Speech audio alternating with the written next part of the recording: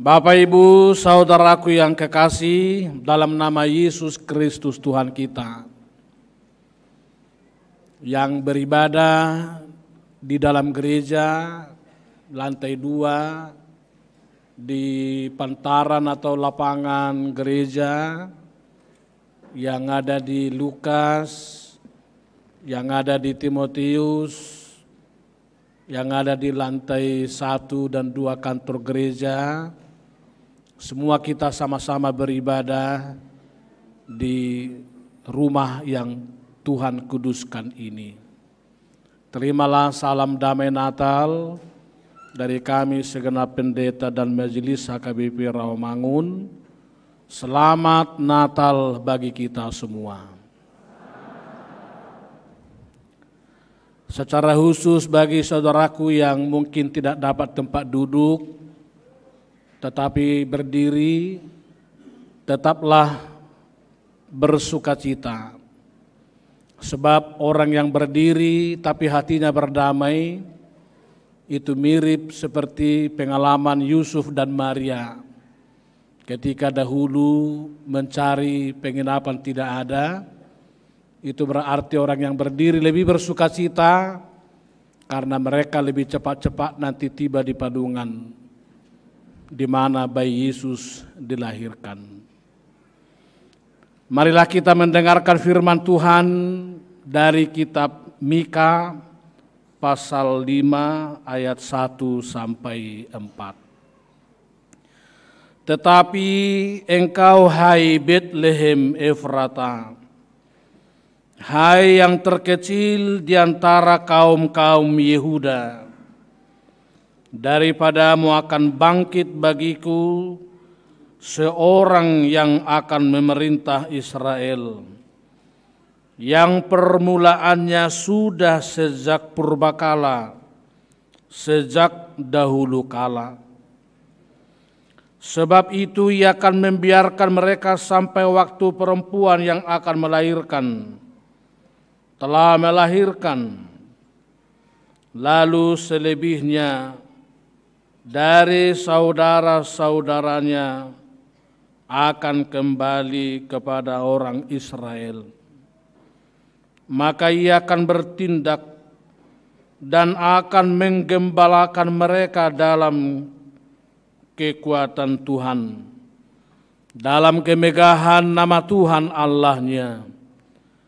Mereka akan tinggal tetap, sebab sekarang ia menjadi besar sampai ke ujung bumi, dan dia menjadi damai sejahtera.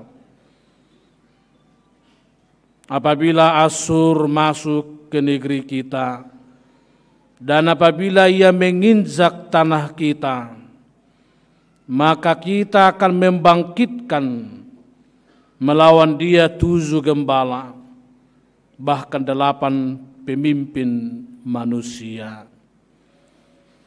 Demikianlah firman Tuhan bagi kita.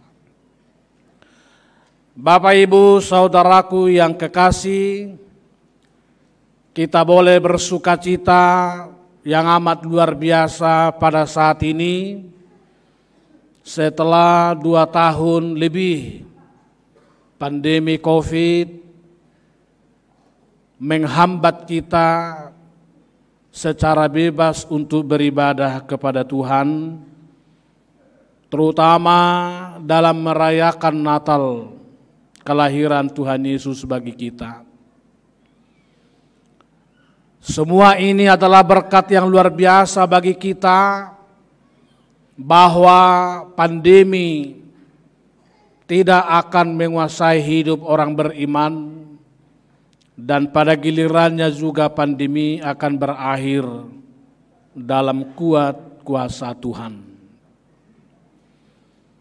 Kita juga bersyukur setelah 4 kali kita beradvent menantikan kelahiran Tuhan Yesus, dan pada hari ini tibalah gilirannya, waktunya kita memeluk bayi kudus yang kita cintai itu. Maka terpuaskanlah rasa rindu kita yang amat hebat, sebab kita telah sungguh-sungguh berzumpa dengan Dia yang telah lahir dahulu di Betlehem, tetapi kini lahir di hati dan jiwa kita masing-masing.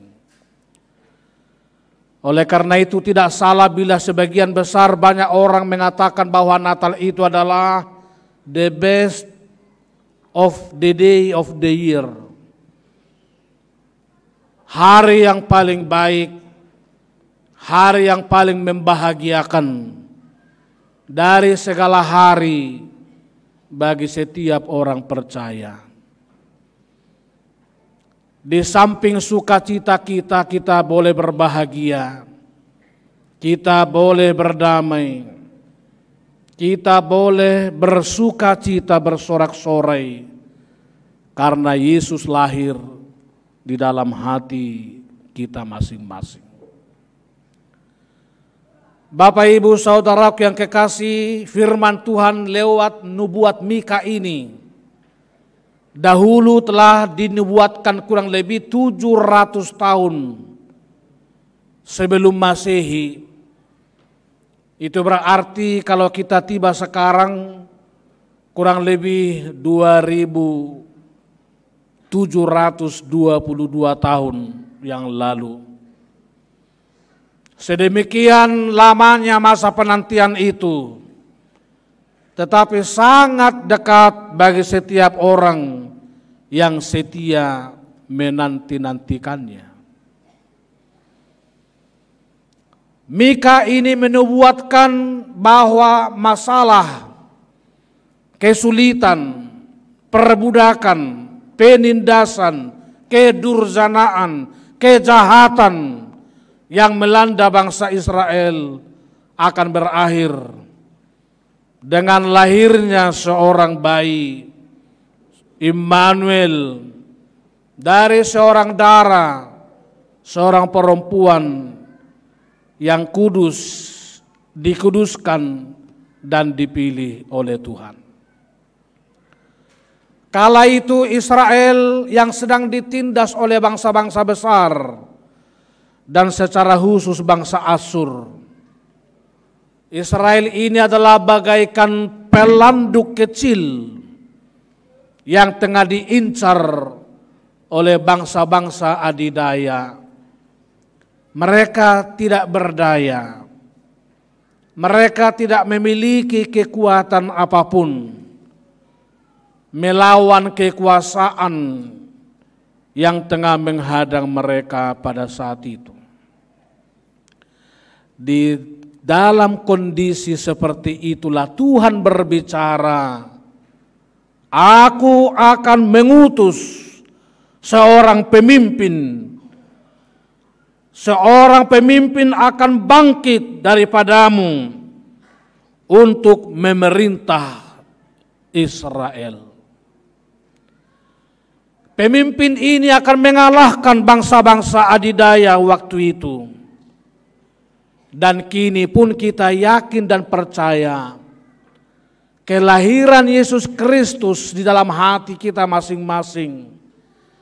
Itulah kekuatan kita, semangat juang kita untuk melawan berbagai dosa, berbagai kejahatan, berbagai bencana, bahkan mungkin resesi global 2023. Itulah juga kekuatan bagi kita mengalahkan segala bentuk kebencian, perpecahan, bahkan di tengah-tengah keluarga. Tetapi waktu itu tidak semua orang bisa yakin, sebab raja yang akan dilahirkan itu dilahirkan di Betlehem, sebuah desa yang amat kecil, bahkan terkecil di antara lingkungan Yehuda. Ini sesungguhnya merupakan cambuk yang luar biasa dari Tuhan kepada kekuasaan. Meski Yerusalem sebagai kota yang hebat, dibandingkan dengan Bethlehem pada saat itu. Tapi Tuhan tidak memilih tempat kelahiran bayi yang akan dilahirkan itu di Yerusalem, tapi justru di Bethlehem. Kota yang kecil, yang tidak masuk hitungan pada saat itu. Tetapi justru dari Bethlehem Tuhan akan melahirkan seorang pemimpin yang akan memimpin bangsa itu ke depan. Kalau anak-anak muda mengatakan small is beautiful, yang kecil itu bisa indah. Inilah juga berkat yang luar biasa bagi kita dalam merayakan Natal ini. Sekecil apapun perasaanmu, sekerdil apapun engkau diperlakukan orang lain, tetapi bila kita membiarkan Kristus lahir dalam jiwa kita masing-masing, sesungguhnya kita adalah besar di hadapan Allah. Berapa banyak orang yang pernah menganggap engkau remeh, sesungguhnya engkau amat berharga di mata Tuhan. Jangan kecil hati, jangan bersedih hati. Kebesaran seseorang tak selamanya diukur dari besar tubuhnya, tapi dari besarnya jiwanya, hatinya, sukacitanya menyambut Kristus di dalam kehidupannya. Di kampung kami di Seborong-borong tak laku orang seperti saya menjadi joki. Yang paling laris di situ ialah orang paling kecil, orang paling pendek, dan kilonya lebih sedikit. Itulah orang yang paling hebat di situ dan dicari banyak orang. Maka pernah orang yang pendek badannya menyesali dirinya mengapa pendek. Tapi ketika dia kuliah di Medan, kondektur tidak mau menerima ongkosnya karena dikirain dia anak-anak. Setelah itu dia bersyukur, Tuhan terima kasih karena saya pendek dan kecil. Selama ini dia benci dengan dirinya karena dia kecil dan pendek. Tetapi ternyata pada gilirannya dia boleh bersyukur atas keberadaan dirinya yang seperti itu. Mungkin kita pun dalam hidup ini bukan tidak mungkin menyesali diri kita, keberadaan diri kita. Tetapi dalam peristiwa Natal ini Tuhan memberkati kita, membahagiakan kita, bahwa setiap orang bagaimanapun keadaannya, dia sungguh-sungguh diberkati, diselamatkan, disapa oleh Kristus yang lahir di Bethlehem. Kalau Kristus lahir di Bethlehem, bukan di Yerusalem, itu juga berarti bahwa karya-karya besar yang dilakukan oleh Tuhan acap kali dimulai dari hal-hal yang kecil. Oleh karena itu jangan pandang enteng kalau kita mengerjakan sekecil-kecilnya pekerjaan kita, entah itu di kantor, entah itu di rumah. Tetapi kalau yang dalam kecil itu pun kita setia melakukannya, kelak itu menjadi sebuah pekerjaan yang luar biasa, pekerjaan besar di hadapan Tuhan. Menurut para penafsir, Bapak Ibu Saudaraku yang kekasih, ternyata Bethlehem itu ada di ketinggian 765 meter di bawah permukaan laut. Padahal Yerusalem, kota yang hebat, kota yang dibangga-banggakan itu justru 30 meter lebih rendah dibandingkan dengan Bethlehem. Banyak orang lupa, dikira Yerusalem itu orang tempat yang paling tinggi. Ternyata meski Bethlehem itu dianggap kecil dan remeh, justru dia jauh lebih tinggi sebetulnya dibandingkan dengan Yerusalem. Kilatlah Daud yang berasal dari kota Betlehem, kota yang dianggap kecil. Sama seperti Daud ketika bertarung dengan Goliat. Goliat menganggap engkau menghina saya karena engkau kira engkau berhadapan dengan hewan. Karena dikiranya Daud itu tidak mungkin bisa mengalahkan dia. Kepongahan dari Goliat, kebesaran dari Goliat justru dikalahkan oleh seorang Daud yang dianggap kecil dan berasal dari Betlehem. Saudaraku yang kekasih, ini mengingatkan kita, memanggil kita agar kita tidak merasa remeh, pandang enteng, merasa hina dengan diri kita kalaupun kita dianggap kecil. Sebaliknya, kalau kita mau, Tuhan sedang mempersiapkan kita lewat kinerja kita, lewat kesetiaan kita untuk mengerjakan hal-hal yang besar di tengah-tengah dunia ini. Saudaraku yang kekasih, siapakah raja yang akan datang itu? Dialah Raja Damai.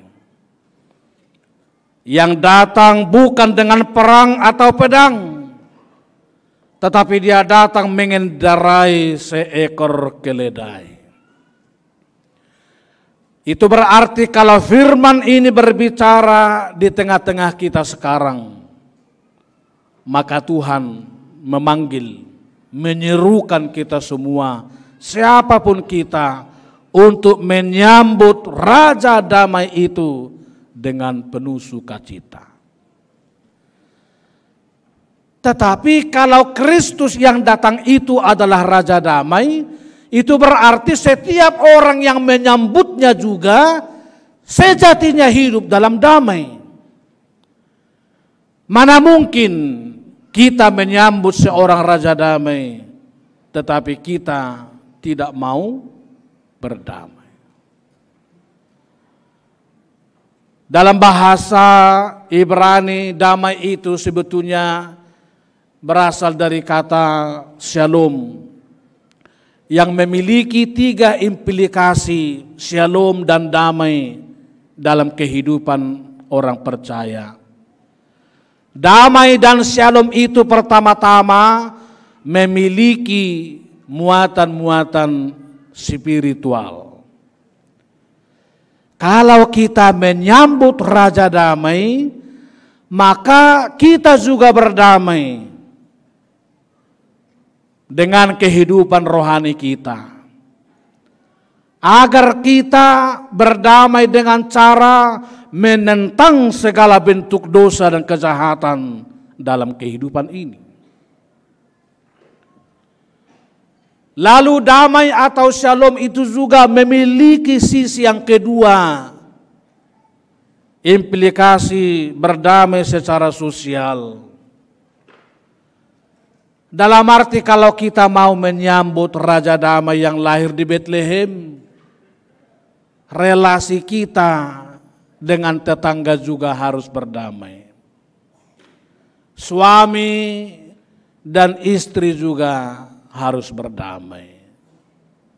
Orang tua dengan anak juga hidup dalam damai. Adong na sumardami sonnoeng?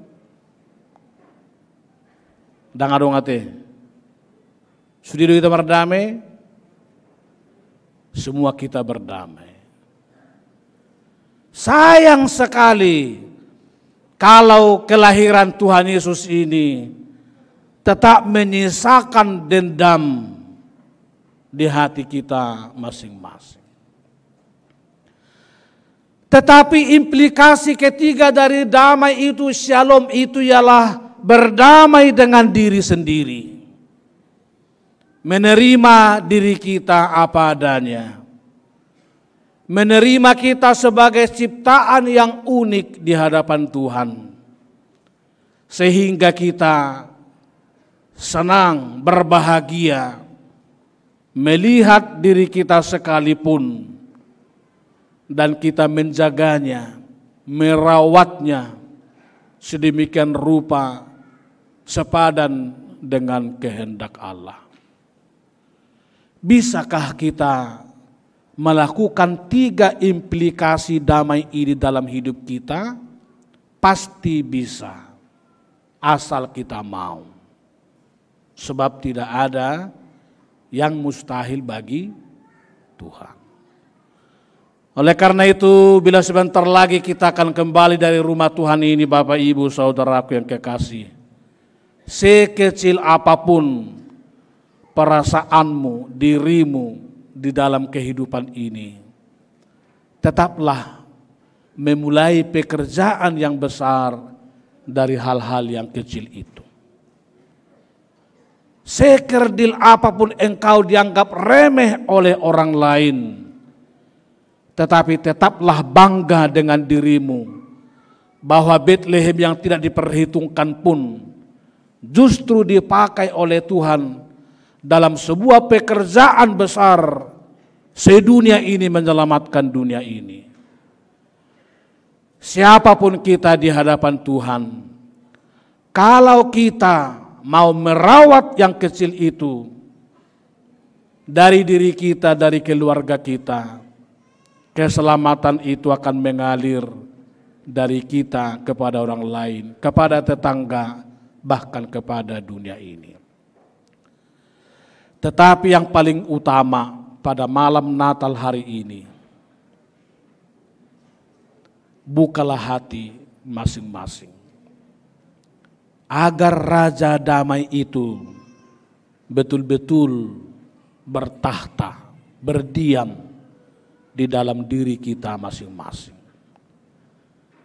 Semoga Tuhan mencabut rasa dongkol, rasa benci, kejahatan-kejahatan lain di dalam hati kita masing-masing, sehingga semua kita boleh hidup dengan damai, hidup dengan penuh sukacita, hidup dengan kasih mesra dari Tuhan kepada kita masing-masing.